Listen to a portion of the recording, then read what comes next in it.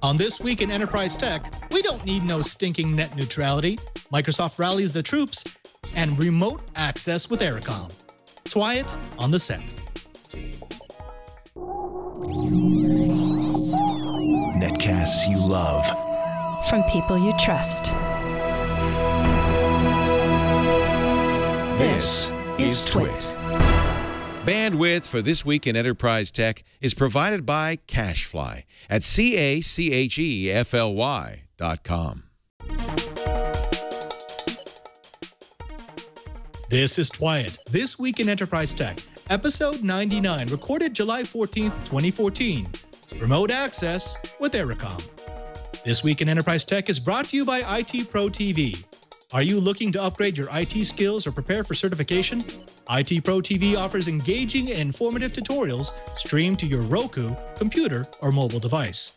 For 30% off the lifetime of your account, go to itpro.tv/enterprise and use the code Enterprise30. And by Techserve, the world's largest independent Apple retailer and professional services provider.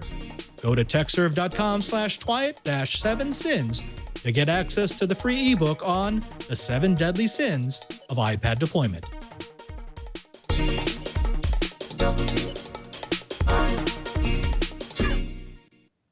Welcome to Twiat, This Week in Enterprise Tech. It's the show dedicated to the enterprise professional, the IT pro, and the geek who just wants to know how the world is connected. I'm your host, Father Robert Ballecer, the digital Jesuit, your guide to all things in the enterprise. But I'm joined by my gracious co-hosts and good friends, starting with Mr. Brian Chee, the director of the Advanced Network Computing Laboratory in Honolulu, Hawaii. Brian, it's a little rainy over there, ain't it? Yeah, we've got the last of Hurricane Fausto, which became Tropical Storm Fausto, which is now Tropical Depression, which is now just a tropical storm.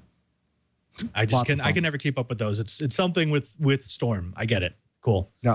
Anything other than storms happening around your way? No, just spent the weekend helping to build a new video wall at the Department of Emergency Management. Lots of fun. Nice, nice. Now, someone who doesn't often deal with emergencies because he always plans ahead of time is Mr. Curtis Franklin. Curtis Franklin, it's so good to see you, my friend. And how are things going on the, oh, wow, you're matching your wall. That's awesome. How are things going on the East Coast? We do try to color coordinate here in the swamp. We do what we can. Things are going great. The Atlantic Basin is quiet from a storm situation and got lots and lots of radio goodness going on at Information Week and all around UBM Tech. Fantastic. Well, gentlemen, what do you say? We get right into the blips. This one is for all you privacy buffs. You may now rejoice. Microsoft has announced that TLS encryption will be used on both inbound and outbound Outlook.com mail, as well as between servers that support the same standard. Microsoft has worked with Deutsche Telekom, Yandex, and Mail.ru, just to name a few, to ensure an unbroken encrypted transfer between services. Just in case that doesn't get your security motor in gear, Microsoft has also announced that Outlook and OneDrive now use Perfect Forward Security, PFS, which randomly generates encryption keys for each connection, protecting against bulk data collection. Well, my blip comes from the Associated Press. If you've got a rash, it might be your iPad. If you have an unexplained rash, check your iPad. It turns out the popular tablet computer may contain nickel, one of the most common allergy-inducing metals. Recent reports in medical journals detail nickel allergies from a variety of personal electronic devices, including laptops and cell phones. But it was the Apple iPod that caused an itchy body rash on an 11-year-old boy recently treated at a San Diego hospital, according to a report in Monday's Pediatrics. Remember DSL? Well, hey, it may be coming back. DSL was the way that many of us started down the broadband path, but it's been largely reduced to bringing up the rear speed-wise since cable companies hit the scene.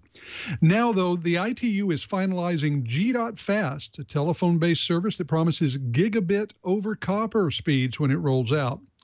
G.Fast uses vector processing to actively cancel electronic noise in a way that's similar to the mechanisms used by noise-canceling headphones. Now, there's a big gotcha to all this. G.Fast has the same sort of length limit that plagues DSL, only more. You need telco equipment no more than 100 meters from the endpoint. Still, It'll be interesting to see if G.fast is fast enough to make U.S. telcos finally invest in their data infrastructure once again. Speaking of DSL speeds and itchy rashes, hey, YouTube users, over the U.S. holiday weekend, you may have started to see blue bars with experiencing interruptions. Find out why right below your buffering video. Well, that's not a technical difficulty. That's YouTube following Netflix's lead by calling out ISPs who are providing shoddy services. While YouTube isn't naming them by name, clicking the bar brings you to Google's video quality report that gives grades for ISPs, letting you decide if your ISP isn't owning up to their part of the connectivity contract. When asked for comment, representatives of the poorly graded ISPs twirled their mustaches and retreated to their bases on the dark side of the moon. And that's the news blips for today. Now let's go right into the Enterprise Bites. Fellas, we've got an interesting story here. This has been making the rounds on the Enterprise boards, all about Satya Nadella issuing a 3,200 plus word manifesto to rally the troops. Now here's what we know. Last week, the Microsoft CEO posted an open email to his employees on the company's website. He brightlined several goals for the company, which included developing devices and services that can easily divide work and private data, speed up the development of new products, creating new product categories instead of rushing to build entries in entrenched categories, and supporting the applications and operating systems of their competitors. Now, his mission statement seems to be, we will shift the meaning of productivity solely beyond producing something to include empowering people with new insights. In other words, he doesn't want Microsoft to be just another company delivering data. He wants them to deliver data better, faster, in a way that people can more easily understand it, with insight, which I read as business insight. That makes it unthinkable to not have a Microsoft product if you're going to be in business. Now, let me open this up to you first, Shappir. This manifesto got mixed reviews. There were a lot of people who said, well, it was interesting that he was trying to rally the troops, and it's interesting that this seems to be the start of his vision, but he didn't really say all that much. What was your take on the overall tone of the email? Actually, reading between the lines, I actually see him supporting some of the things I've been hearing around the Redmond campus about, gee, I wish we were releasing more of the research that's coming out of Microsoft Research. So new products, yeah, I think we're going to see some stuff that used to be back in the boiler room coming to the forefront. And I think we're going to see some really cool new products because, dang, I wish I could talk about them, but boy, is there neat stuff in Microsoft Research. Yeah, there is a lot of neat stuff. In fact, we've covered a lot of the neat stuff that comes out of Microsoft Research. It often doesn't make it to the market, which is always a little baffling. Curtis, some of the other takeaways that we have from this email is that, first, they're sticking with the Surface platforms, at least the Surface Pro. They're also sticking with the Xbox. There have been some who have been calling for Microsoft to sell off their online entertainment division, the Live division, because it just didn't really fit their overall strategy. They're also staying with the Windows Office strategy. They're going to continue to update both products, thinking that that's going to be the cash cow for the company.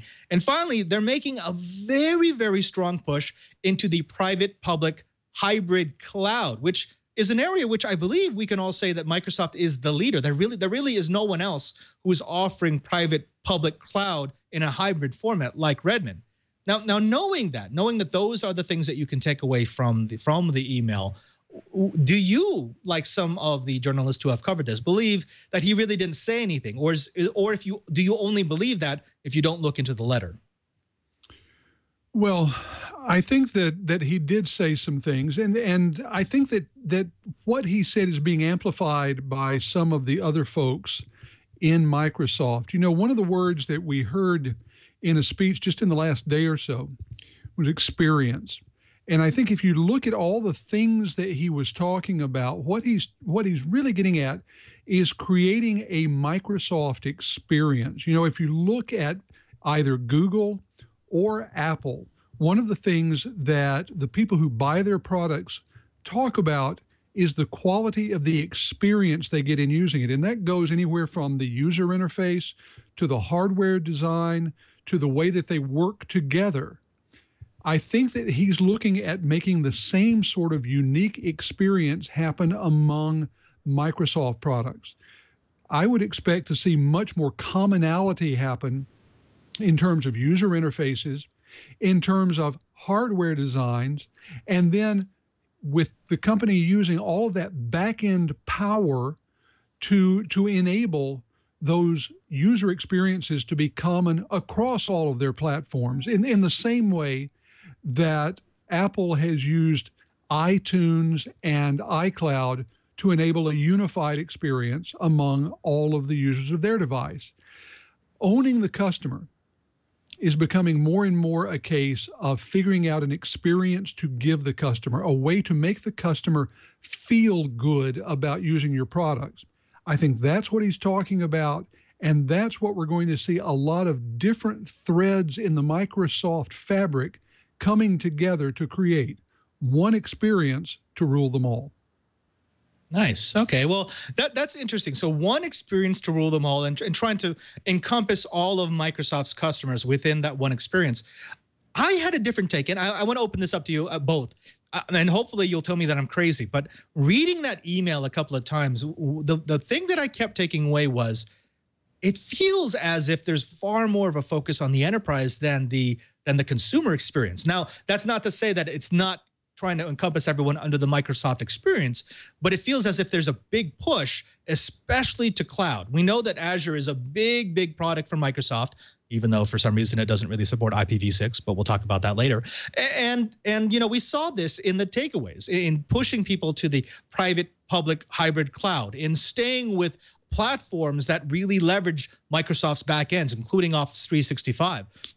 To both of you, it sounds as if Microsoft, to me, is saying we know where our money's going to come from. Our money's going to come from the enterprise. Our money's going to come from where you see a large deployment. Our money's going to come from the back end, from the server side, from the cloud side. Am I completely crazy here? Am I the only one who read that out of the letter? Well, I'm actually trying to look at it and say, you know, keep in mind, a lot of consumer products originally came from the enterprise. The enterprise is their cash cow. I'm thinking, you know, especially considering where his background came from, he was enterprise, and Microsoft at the bottom line is an enterprise corporation. So I have a feeling he's going to try and make the enterprise stronger because that's where their money's coming from. But oh yeah, by the way, there's also going to be a lot of enterprise stuff dropping into the home market. Because keep in mind, a lot of people are getting really sick and tired of chintzy pieces of something that is hitting the home market, and they see so much better quality in the enterprise that they work with. They're wanting to see more quality in the home that they've worked with in the office. But are they? I mean, are they really trying to push quality in the home? And again, I'm just trying to be a provocateur here. Curtis, what would lead you to believe that Microsoft is making a strong push into the home? I mean, yes, their online services are actually pretty dang good. Office 365 is a really good product. Xbox is still incredibly entertaining. They've been making some strides there. But that's not where they make their money. I mean, as we said before, they make their money in the enterprise. Do you think this new vision includes expanding that into the home? I think it has to, and here's why. You know, the last 5 years or so, we've seen a huge push for consumer technology to go into the enterprise. The whole consumerization of enterprise technology has been a huge theme for the last few years. I believe that what he's trying to do is change the direction to say that because people are used to a consumer level experience, we now must take the quality, as Brian said, of the enterprise experience and move it back into the home. Why?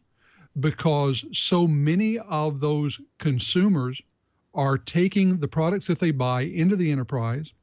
So many enterprises are having to support the hardware and software that their employees are buying and using in the home office.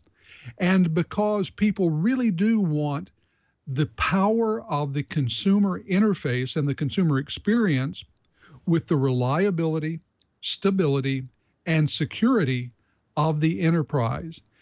We've seen one direction of the flow for the past few years. Now he's trying to say Microsoft can be the company that makes money by reversing that flow and taking consumer level products and undergirding them with enterprise level reliability and strength. Fantastic. Thank you, Curtis. Well, let's move on to the second enterprise bite because we're starting to run out of time. This one, I'm going to file it under Get Cheebert Mad Part 1.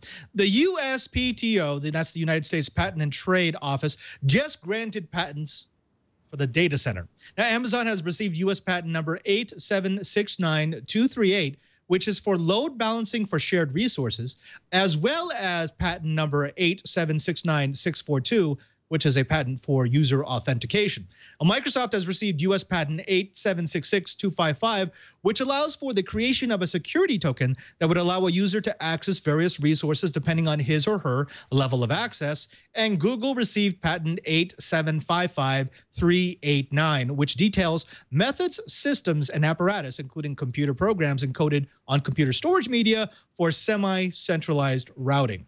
Now, I bring this up because all of those patents describe in an incredibly generic way the things that happen in a data center. Now, this is just a very small list of some of these patents, but I believe in total there's over 370 patents that have been delivered for some of the biggest software and hardware companies that deal directly with how you would assemble a data center. Now, this is what troubles me, and I want to throw this over to you first, Cheebert. They're saying that they're assembling these because they need some defensive patents and so they don't get sued.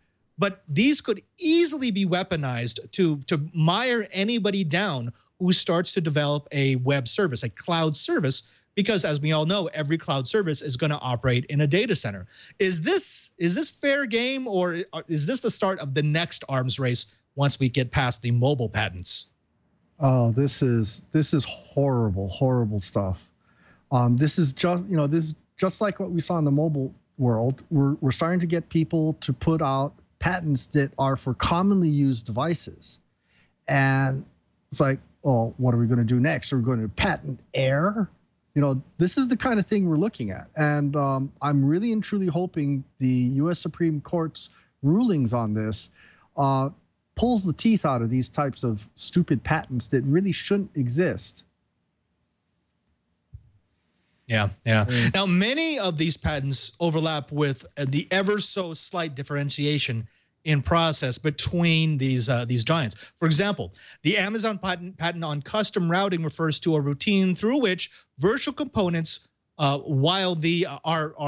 accessed, while the Google patent on multiple path routing refers to semi-centralized routing, aka routing through virtual components. So they're talking about the same things, which means the USPTO is granting at least 4 different patents for the exact same thing, which differ only in how you think about the process. The actual process is the same. Curtis, let me toss this over to you. This is normal, right? I mean, each of these companies has a legal department that does nothing but look at ways to patent the different ideas and the different implementations that they've had in their products. So why should we get upset? Well, I honestly think that we shouldn't be all that upset. Now, the difference in my take and Brian's is that I don't think this is evil. I think it's just stupid. These are obviously examples of the cooked spaghetti theory of patent protection, which is where you just throw everything possible against the wall and see what sticks. To be brutally honest, I don't think any of this will stick. I can't imagine anyone would have any difficulty showing prior art. But as you say, you got to do something to keep all of your lawyers busy, and coming up with patents for incredibly obvious stuff is one way to keep them busy. And I would say let's look on the bright side. If they're coming up with ridiculous patents, at least they're not doing something that could be far worse. I think you just came up with our show title. Not evil, just stupid. Let's move on to the next story, which I'm calling Make Cheebert Mad Part 2. The FCC commissioner has come out saying, hey, we don't need net neutrality rules. 60 days into a 120-day comment period on the net neutrality rules, U.S. FCC Commissioner Michael O'Reilly has publicly said that there's no need for net neutrality rules because, 1, they wouldn't have any benefit, and 2, the public doesn't care about network performance issues. Now, the commissioner made the statement in an op-ed piece for the National Review. He made the statement with the logic that the FCC had not followed Executive Order 13563, which was President Obama's order on net neutrality. They claim that there was never a proper cost-benefit analysis performed of net neutrality legislation, and he claims that the compliance costs for ISPs with a net neutrality rule would certainly outweigh the hypothetical benefits for consumers who are not experiencing any concrete harm today. Okay, now there are a lot of things that I disagree with that statement right there. Let me open it up to you first, Cheebert, because I feel a disturbance in the force. Do we not need net neutrality rules? Is there no concrete harm? Do customers really not care about this? Oh, yeah. Every time my Netflix or my Amazon streaming stops, yeah, I certainly do care about this. And to the FCC commissioner, my comment is, really? What are you smoking? Can I have some? I tell you, net neutrality is very important. I don't like the fact that people can go and start, putting the squeeze on bandwidth. I don't mind someone being able to pay for extra bandwidth, to pay for QoS. But I do mind someone going, well, you haven't paid me enough. I'm going to blackmail you by squeezing down your bandwidth. That's just wrong, wrong, wrong. It's the end of the world. I think, dogs and cats are going to start living together. And yeah, can I have some of that smoking material? I think that's the second title of the episode. What are you smoking? Can I have some? Curtis, I'm going to throw this over to you because him saying that consumers don't care about this, him saying that there's no concrete harm, strikes me as very, very strange when you consider the fact that the FCC proceeding 1428, which is the rules, the proposed rules on net neutrality, protecting and promoting the open internet, has more than 32,000 comments in the last 30 days and more than 150,000 comments in the last 60 days. In fact, there were so many comments after they opened it up that they had to take the system down temporarily because it was crashing their antique system. It's also interesting that he's saying that the public doesn't care because, well, it seems to dwarf all the other issues that the FCC deals with. Now, for example, let me compare that 150,000 comments to some of the other requests for comments that the FCC has had. For example, of the very important modernizing the E-rate program for schools and libraries is 550 comments. The transfer of licenses from AT&T to DirecTV has 244 comments. Establishing just and reasonable phone rates has 101 comments. So the strange thing is that he would be making that statement that people don't care when by and large, it is the single most cared about thing that the FCC currently has on their slate. Curtis, what's going on? I mean, why is such a disconnect?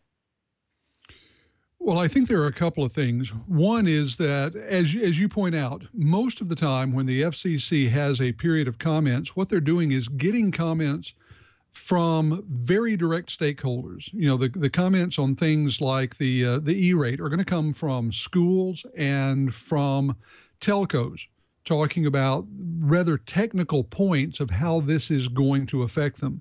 FCC really isn't accustomed to getting a lot of public comment, even though it's technically called a period for public comment. The other thing, and I believe this is really critical, what you probably heard there was a legal shot across the bow. Because one of the issues when it comes to contesting many, many federal rules, regulations, and laws is who has standing. In other words, who can bring the lawsuit. And one of the tests for that is that you must have been directly harmed in order to be able to bring suit in a case of a rule, regulation, or law that you feel is unjust.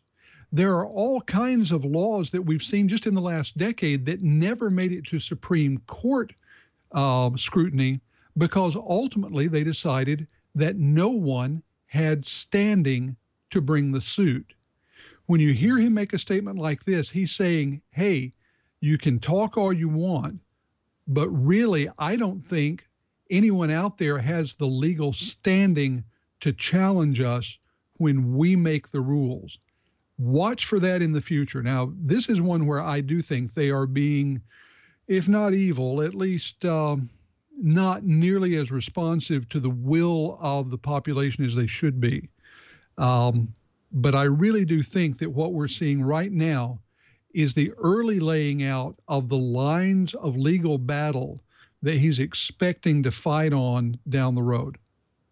Okay, I want to take a step back because I think my stance on net neutrality has been pretty clear. There's been a lot of talk recently about how Title II may not be the best way to try to get the telcos and the ISPs to play nice with net neutrality. There's also been a lot of talk about whether or not we actually need any government intervention at all. Will the market actually work? We can go back and forth about that, and that would make for a great future episode of This Week in Enterprise Tech. But there's one specific issue that I want to throw to the two of you, because I don't think it's talked about enough. And that is, considering everything that's going on right now, considering what we have from now the FCC commissioner about whether or not this is legal, whether or not this is necessary, I want to ask the question, why are we trying to shoehorn the internet into rules that were created back in 1934 and updated in 1996? It seems to me that trying to make this fit into something that we understood before is just a really lazy way to go about the law.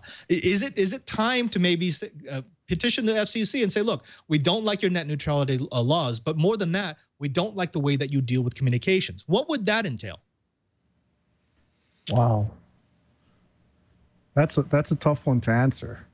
Just because, most of the people that are complaining about net neutrality aren't really lawyers. This is actually something that would be good to have like Brandon and Carl Auerbach on to talk about. Because during the conversation with you, I'm almost thinking maybe it's time the FCC just gets hit by a very, very large class action suit saying, stop it, write something that makes sense. Quit trying to make it fit into something that doesn't make sense. Now, I do understand they want it to look like telecommunications because then they're going to start tacking on things like lifeline services so that people on welfare are going to be entitled to an internet connection. And that's the kind of thing that they respond to because they think that is for the best of the public interest.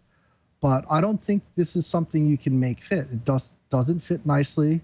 It's not the same thing as, true lifeline services like telco. This is something else, and it needs to be treated differently. What do you think, Kurt? Well, I'm going to agree that this is different and needs to be treated differently. But I think that the real problem is that in order to do something truly sweeping like that, what the FCC needs is a tweaking of their authority under the statutes. The real problem with that is that it would have to come through Congress. And I don't know about you, but I'm not confident about much of anything making it through Congress these days. So there's, to some extent, I think the FCC is trying desperately to shoehorn this into existing statutory power because they've already got it and they don't have to go back to Congress for new authorization.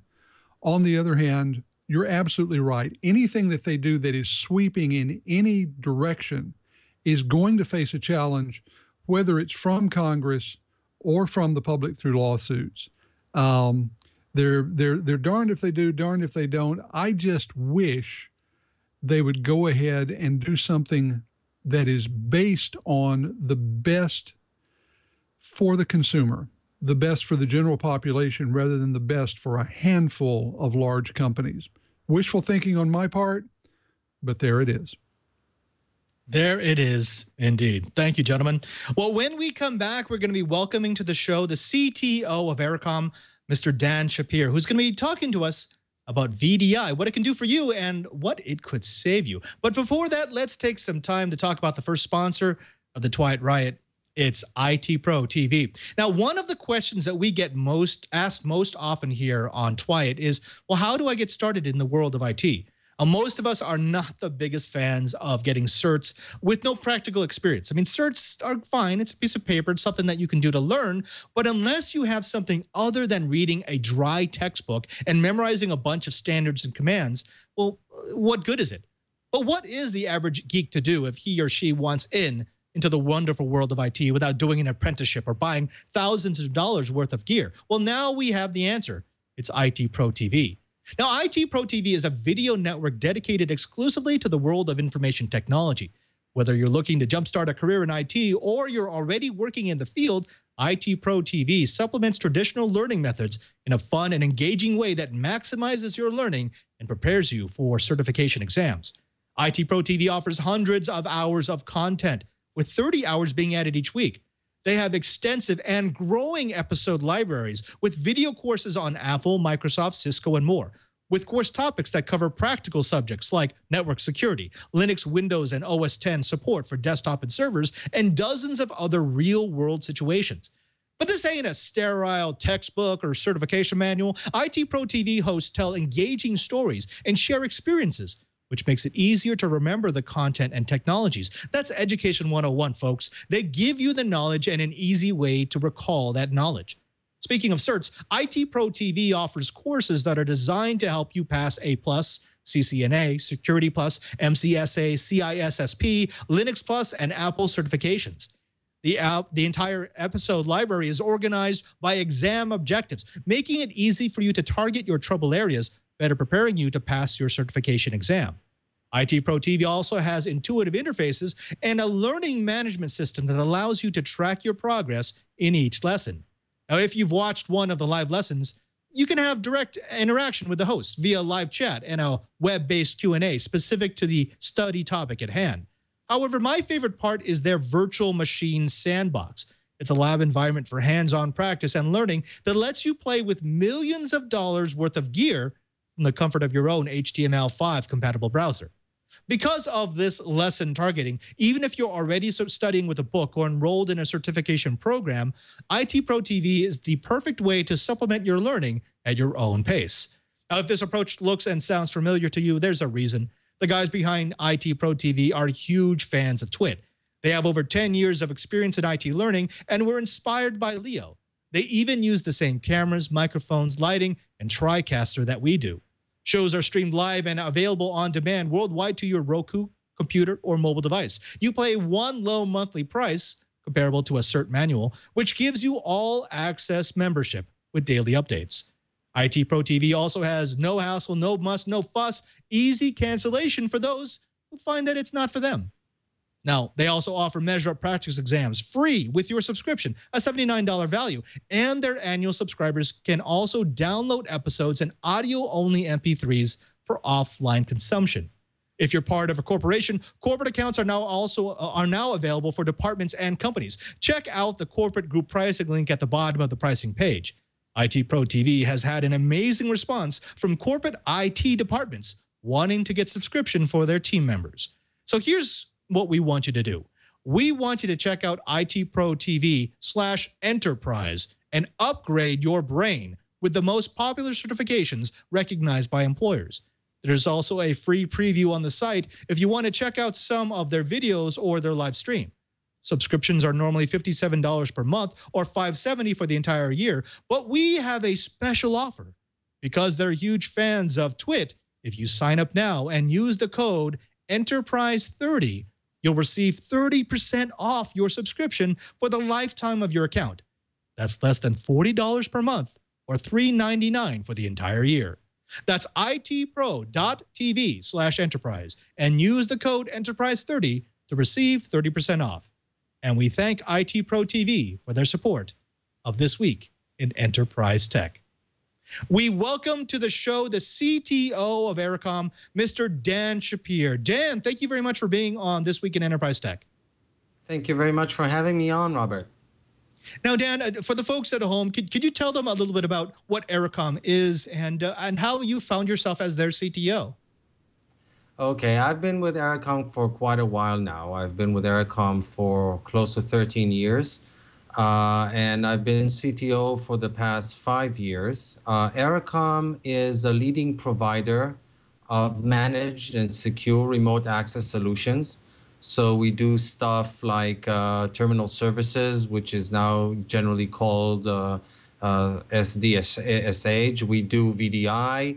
We do HTML5 remote access, which kind of takes me back to what you were talking about a minute before with ITProTV, about being able to access VMs from within the browser. So we do that sort of stuff, but we enable organizations to do that with their own virtual machines running either on premises or from the cloud. So that's the stuff that we do. Now, Dan, when we think of remote access, there's a generation of us that think of the old style of dialing into a machine, of kludging through a process that maybe might give you minimal control of some of your applications. We've come a long way from that now. What is the state of the remote access industry? Well, the reality is that we've indeed come a long way, and we need to come even a longer way forward because, and I'm going to kind of pull you back to that item that you were talking about in the first segment, which was Satya Nadella's open letter to the Microsoft employees. Now, I don't know if you guys mentioned it or not, but when I read that email, one of the main things that caught my eye was the statement, and I'm going to quote, "We live in a mobile-first, cloud-first world." And that was a huge statement for me coming from the CEO of the company that literally invented personal computing. I mean, think of it this way. You have the company that created the concept of a personal computer on the desktop in the office with all your applications and all your data installed and running on that personal computer. And all of a sudden, the CEO of this company is talking about the fact that we're getting rid or moving away from the desktop and from that personal computer on the desktop to a world where we have a mobile device, be it a smartphone or a tablet, that we're taking on the road with us. And instead of having the applications and the data on that personal computer on your desktop, they're going to be in the cloud, where you can access them from anywhere and anytime, and again, using any type of a device. Now, if you think about that, that really brings to the foreground the whole concept of remote access from a wide variety of endpoint devices, across the internet to resources. And again, that could be data, that could be applications that are running on servers either in the data center or in the cloud. And, I imagine that eventually we'll get to the point in time where all the enterprise applications have been rewritten for this brave new world of mobile devices and cloud-based data. But this is going to take years, probably decades, especially if you take into account the amount of time that it takes enterprises to deploy new applications. So I'm seeing the remote access market, and that includes Citrix, VMware, and Ericom software, as the facilitators of the transition to this world, because we will enable access to the existing enterprise applications from all these mobile devices, be they Windows and Androids and, of course, iOS devices, which, again, were all mentioned in Nadella's email to the Microsoft employees. So I really feel that the remote access market has indeed come a long way forward from where you presented it as being 10 years ago, but it still needs to come even more to the forefront, and as I said, in order to become that bridging technology to that brave new world that was described in this email. Right.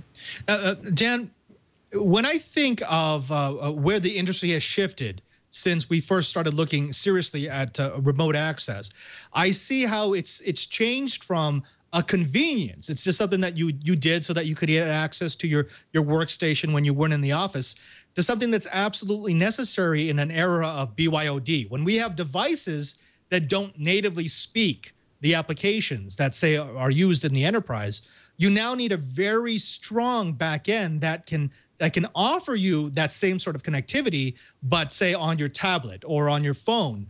Let me ask you a little bit about that. That movement to centralizing power in the enterprise network and then giving access to that centralized power through a thin client. Isn't this just repeating what we had in the 80s and 90s?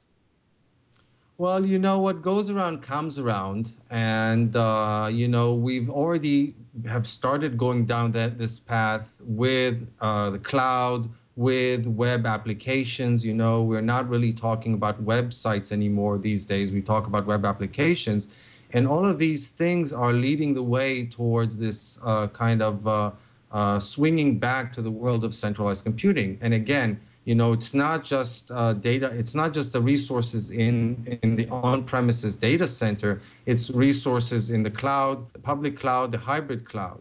So yes, I definitely see us going in that direction.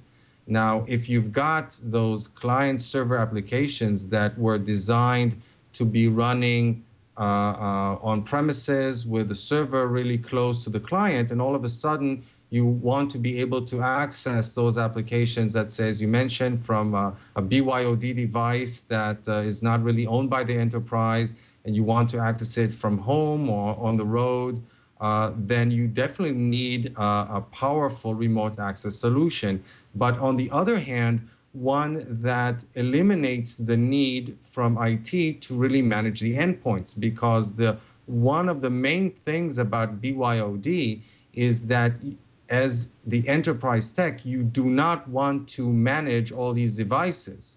You don't want to be in a position where an employee can bring in any device that he chooses to purchase, and you find yourself in a situation where you effectively have to own this device, have to manage this device, have to install and configure that device. So you really want to be in a situation where you can look at this device as a thin client, in the sense that you really don't need to manage it. It's just there. It can be used as kind of a remote monitor and keyboard and mouse into those enterprise applications running in the data center or in the cloud. Got it. Got it. Let me bring in some of my co-hosts here, Brian and Curtis. When we start looking at this thin cloud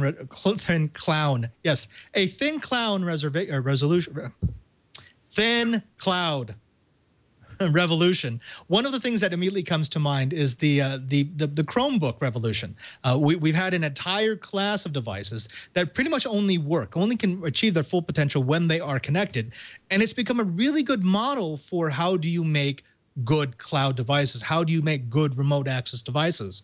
Is that sort of the de facto standard right now? And when we think of something that you can deploy across an entire enterprise, did Google get it right?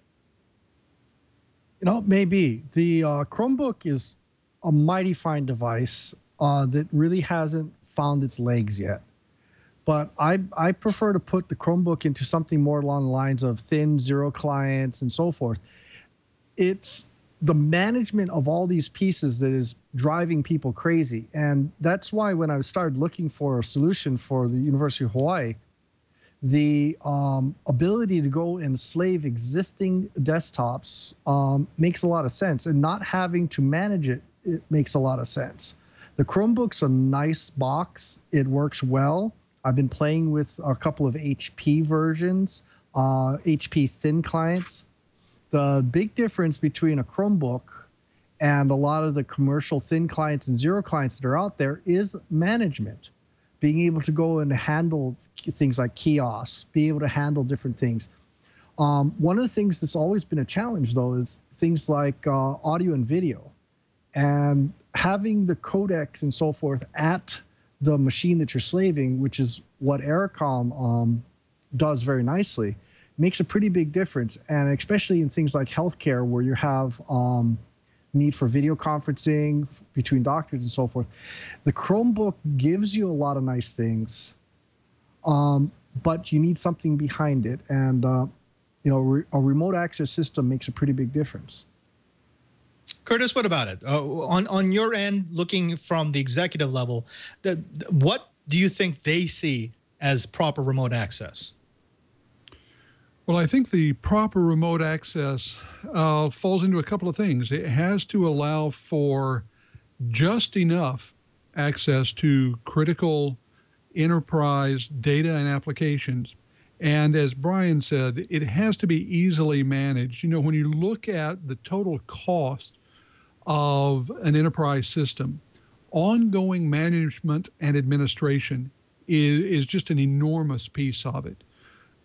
So I think that when they look at systems like this, they want to know that the access can be managed, but more important than that, that it can be managed effectively and efficiently by as small a team putting in as few hours as possible. Those are the keys for managers all over the enterprise these days. All right. Well, Dan, let me go back to you. I want to give you the last question in this segment, and that is when businesses start putting together a remote access solution, what do you think is the biggest mistake that they make? Well, it kind of goes to what it is that you want to achieve and where you want to end up eventually. For example, we were talking about the fact that with BYOD, you don't want to end up managing the endpoints. So you have to look for the solution that enables you to do that. We believe that the way to achieve that is using HTML5 remote access, because it literally runs within your browser and effectively transforms any remote application that you're accessing into a web application. So since you just launched the browser and can access the application from within the browser, you don't have to install anything. You've effectively transformed any type of device that you're using into kind of a zero client. The other thing that you have to look at is, does this solution have the ability to scale to cloud level capacities? I mean, in the past, remote access solutions or centralized access solutions were kind of a departmental level type of solutions. So you were dealing with hundreds, maybe thousands, max of concurrent users. Suddenly, if you're thinking about this as something that's going to be done across the entire enterprise, or let's say by cloud providers as a service that they're going to be giving out to their customer, or by various service providers, then you need to find a solution that you're going to need to be able to scale to potentially tens of thousands or hundreds of thousands of concurrent users. So you need to be able to think about, is my solution going to be able to scale to that level? Will I be able to manage a solution that scales to that level? Will it support multi-tenancy? All this sort of thing. So these are the things that I think you need to consider and to start looking for in the type of solutions that you're going to be using going forward. Got it. Thank you very much, Dan. Now, when we come back, we're going to be actually showing you a demonstration of Ericom's remote access system, and maybe it will be something for you. But before that, let's take a moment to thank the second sponsor of the Twiat Riot, and it's Techserve. Now, you know that there are some amazing technology solutions that are being deployed on the iPad today. You see them every day. Businesses keep coming up with creative ways to service their customers, to increase productivity among employees, and to make more money with the same resources, all by using the iPad. For example, the Institute of Culinary Education equips students, faculty, and chefs with the iPad, empowering them to do away with heavy and unwieldy textbooks and streamlining the learning process. A major cable service provider in the Northeast gave its field technicians, who are the public face of the company, iPads that had been configured to provide better service to customers. And retail companies have enhanced their in-store customer experience by using the iPad, not just as a point-of-sale device, but also as a spot where customers can learn about sales, special offers, and upcoming events.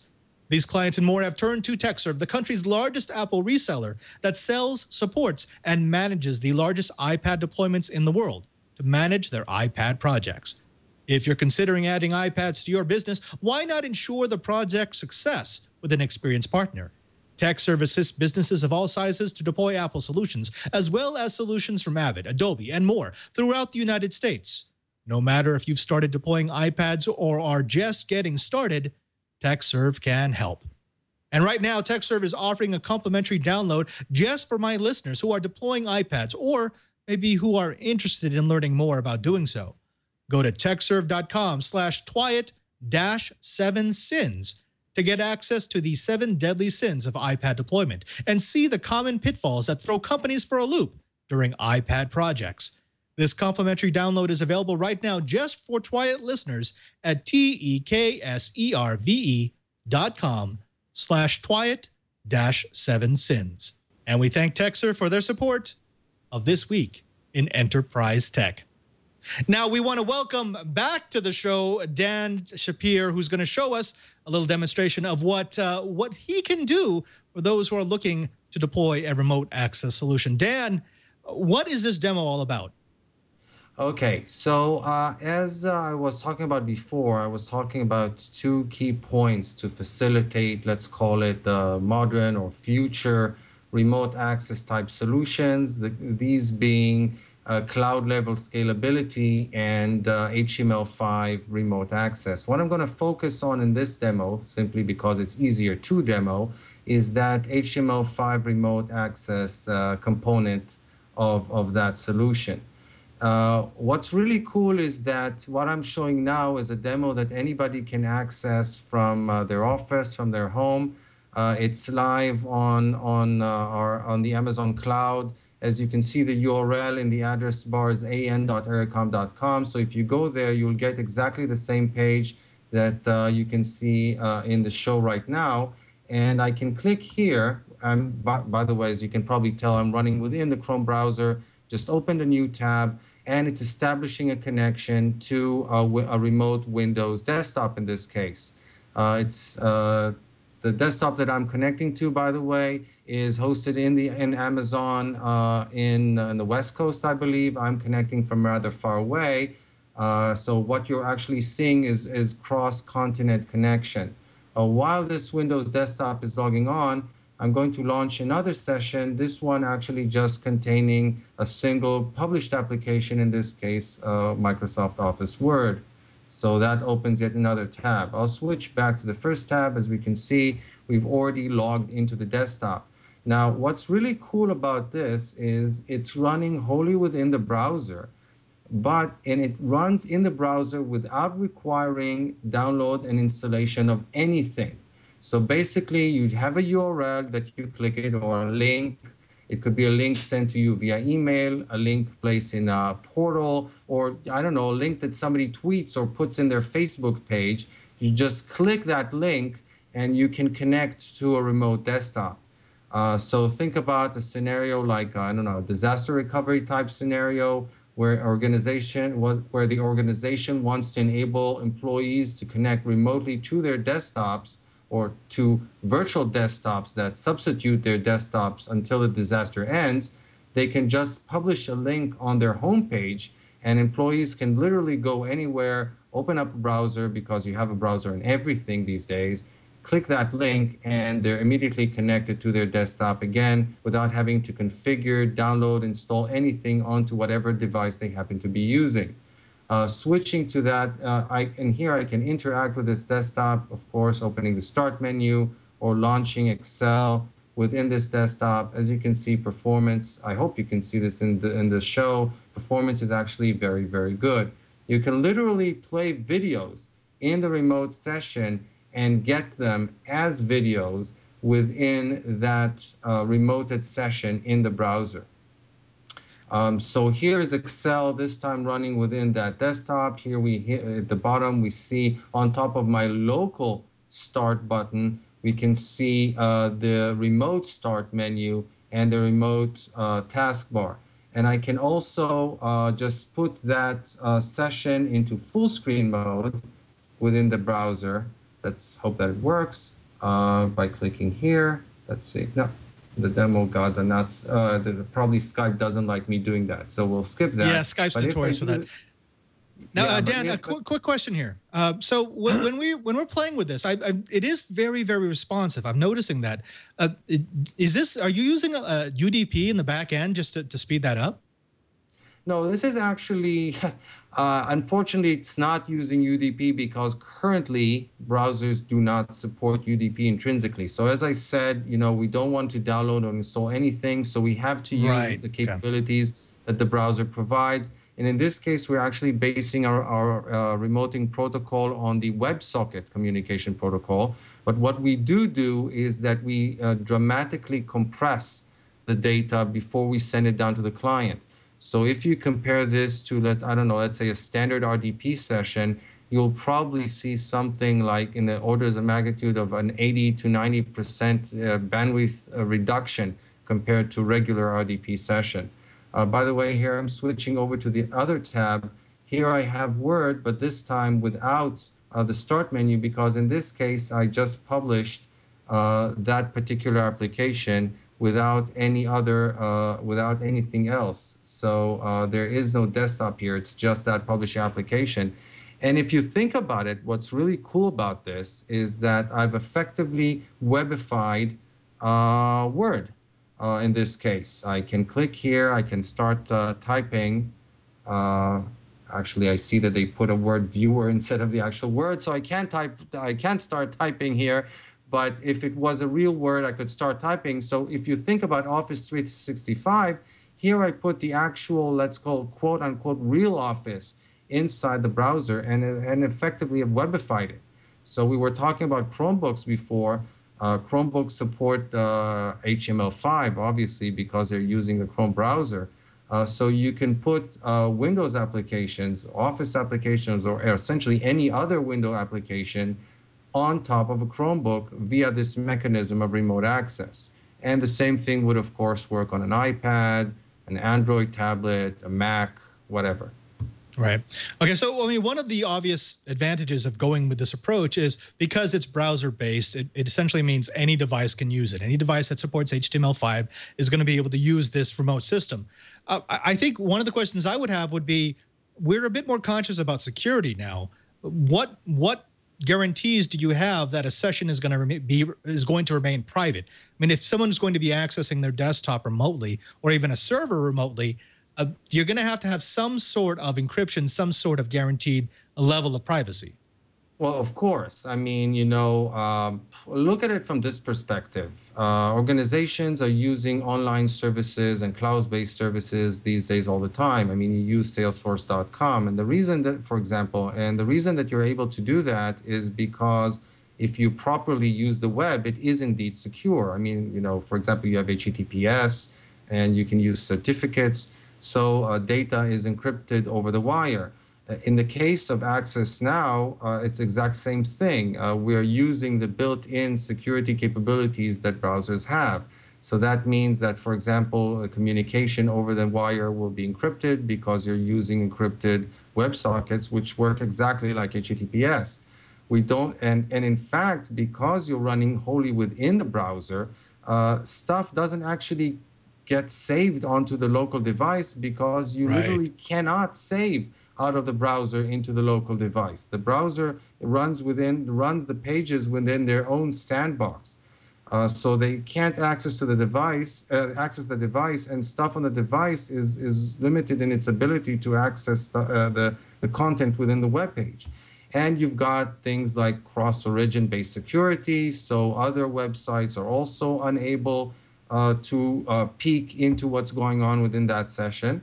And obviously, we've built a lot of security facilities into this solution as well, including a secure gateway service, including proper authentication. I mentioned certificates before. So you get all this good stuff to ensure that the session is really private.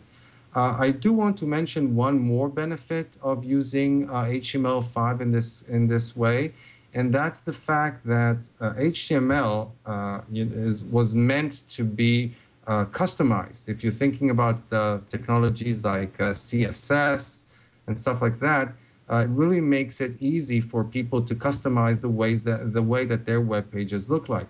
And we've done the same sort of thing with Access Now. So one of the advantages of Access Now being HTML5 is that you can literally customize it to look in the way that you want it to look. And here we've done that for publishing SAP Business One as a cloud-based service. And I'll log in here. For anybody who's familiar with the SAP based color scheme and graphics, they will immediately recognize that that's exactly what we're using here. So here we have SAP Business One running again within the browser. So instead of waiting for SAP to release SAP Business One as a web-based application, you now have it instantly transformed into a web-based application in a web page that's been customized, in this case, as I said, to the SAP color scheme, but it could be customized to any organizational, color scheme, layout, whatever. Wow. Okay, so Dan, let's break down some of the finer points here. It's actually very, very secure because it's not actually touching the client computer. It's staying entirely within the browser. Very customizable. Correct. Does not need any proprietary download onto the client computer itself. As long as it's got a browser that supports HTML5, it's working just fine. Now, I guess the big question for me would be, what's the licensing fee? I mean, what someone approaching you and looking at saying deploying for a 10,000 seat network, that's what we always use in our test case, where they say we're going to need up to 300 licenses operating concurrently. What kind of deployment path do they have to look at? Well, I'm the techie, so I don't generally deal with licensing fees. But what I can say is that Ericom is very accommodating in this regard. Certainly with, if you're talking, as I recall, the license cost for a concurrent user is slightly over $100 per concurrent session. If you're talking about larger bulk purchases, certainly if you're talking about 10,000 licenses, then you get certain bulk discounts, and which can drive the price significantly down. But that would be the ballpark. Fantastic. Let me open this back up to my co-host really quickly before we have to end the show. Curtis, this is one of those things that I could imagine being an easy sell to, say, a CTO. If I went to my CTO and I said, look, I've got a remote access system that won't require any new hardware, will use our existing infrastructure, has negotiable licensing, and has a level of security because we won't be touching any of the hardware for BYOD or home devices, that sounds like something that they'd actually understand. Oh, I think they would, absolutely understand it. Those are all very compelling things. Now, I think they'll have other questions, like, and they get very repetitive. What kind of difference will our users see when they use this? Because even the smallest change is going to freak out some users. What kind of difference will our managers see? There are small questions, but I think when it comes to the major points, this ticks off a lot of the boxes on many, many enterprise must-have lists. All right. Brian, let me throw this over to you because you have an even more interesting use case. On a university, when you're using this software to, say, share AutoCAD software, this becomes incredibly cost efficient, right? Oh, you bet. For small installations, what we're thinking about doing is for, say, 10 seats of AutoCAD Revit, which is not a cheap app. The chances of us using on this project more than 10 seats simultaneously is pretty much zero. So instead, what we've decided to do is we're just putting 10 Intel NUCs on a rack shelf, and we're going to have an Ericom gateway to go into that. And because we're using the Blaze client, it's their proprietary client. It can be RDP. You can turn off the compression and acceleration, or use their accelerate and compress. It allows us to get in. The access, we actually bring up a 3D building model, an 8-story building full of layers. Normally, it would be a tough time even on a local machine. We're able to spin that model and dive through it almost as if we were sitting right next to the server. And it's way less complicated to install than an RDP gateway. And the initial cost for us is actually less than Citrix. Now, obviously, if we're going to go start talking about hundreds, thousands, tens of thousands of seats, we're probably going to go to a true VDI application. But because we only pay by the seat, we can grow this as our needs grow. And the complexity and the amount of moving parts is dramatically less than what we tried to do with Citrix or with the traditional Microsoft RDP gateway. And because the Blaze client is UDP and accelerated and compressed, it is dramatically faster than even our Citrix install at the moment. And my the secure gateway that I'm using, I'm actually putting it on an old I think it's a 750, a Dell PowerEdge 750 that we're recycling, and it's running beautifully in the DMZ of my firewall. Wow, fantastic. Well, Dan, I think you've made a couple of converts here. We have a chat room running, and I've been trying. They were a little blasé at the beginning. They're like, well, why do we want to know about this? This is just another remote system. But I think your technical expertise has won them over. Let me ask you one of the most basic general questions that we give to our guests here, and that is, if somebody wanted to start looking at this as the solution for remote access in their network, what would you think their first step is? I think this is the companion question to what's the biggest mistake. What is the thing that you want them to consider as they're choosing their remote application? Is it the types of applications it's going to run? Is it the type of infrastructure they use? Is it the type of users that they have? What's the most important piece of information to have? Unfortunately, if you're looking at this at the enterprise level, the answer would probably be all of the above, because you can't really ignore any one of these aspects that you've mentioned. I mean, obviously, for example, you were talking about infrastructure. Obviously, if you're going to be doing remoting, then you may end up sending more data over your network. Likewise, you want to think about what your users are doing, as was mentioned before. You know, users don't like it when things change, so you need to take that into account. Basically, I would say that you would need to really define what it is that you're trying to achieve, what your goals are. Are you doing this because you want to facilitate BYOD? Are you doing this because you want to reduce management costs? Are you doing this because you want to improve user experience? What's the driving factors? And you want to define criteria for success so that you know if you have actually been able to achieve what you want to achieve or not. You want to do POCs. What we at Ericom have tried to do is to make it as easy as possible to actually evaluate our software. So we give all of our software with a 30-day free trial. And it's, as Brian can attest, it's really easy to install, to deploy, and to test. For example, that Access Now system that I was showing, you can literally have it up and running on a server within 5 minutes. It's just next, next, next. It even installs a web server as part of the Access Server installation. You want to think about what it is you want to achieve. You want to take all the factors into account. You want to do effective POCs. And you want to be thinking about the future, about where it is that you want to be at, let's say, not just 2 years down the line, but maybe 5 years down the line at the very least. Dan Shappir, CTO of Ericom, thank you so very much. Well, folks, I'm afraid you've reached the end of another episode of This Week in Enterprise Tech. It's the greatest enterprise podcast in the world. That's according to 9 out of 10 remote applications. I want to thank my panel for being here, for giving us the knowledge. So, starting with Brian Chee. Brian, my good friend Brian, where can the Twilight Riot find you this coming week? Actually, I've got an article that just posted to InfoWorld on using Raspberry Pi and Arduinos for enterprise applications.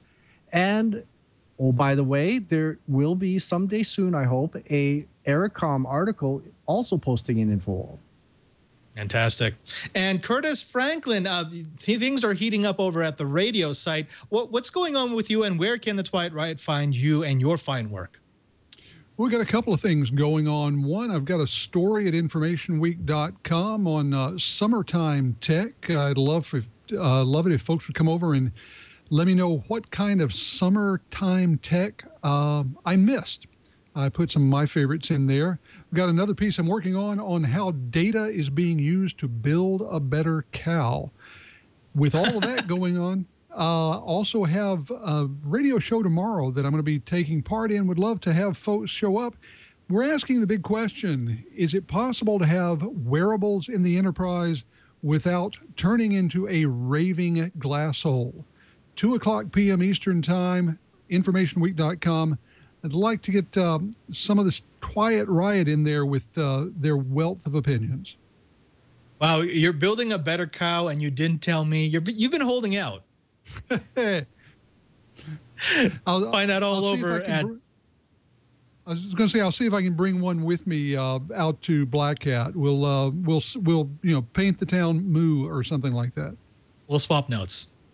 And last but not least, Mr. Dan Shappir from Ericom. Thank you so very much for coming on the program. This has been absolutely fantastic and a very good demo. You know, it's one of these strange things where your demo had absolutely no drama because it just worked. We're not really used to that. But can you tell the folks at home where they can find Ericom, where they can find out more about your company, your product, and maybe find out about you?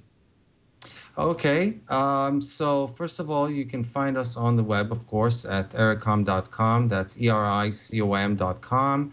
The demos that I was showing, you can actually experience them yourself. As I said, the URL is an.ericom.com. And for the SAP demo, that's sap.ericom.com. You can use whichever HTML5 capable browser that you want. It could be Chrome, could be Firefox, Safari, whatever. By the way, next week, I myself will be attending the Bright Forum conference, which is a conference dedicated to remote access solutions, centralized computing, consumerization of IT, BYOD, etc. I'm actually going to be speaking there, so I'm going to be having a lot of fun next week as well.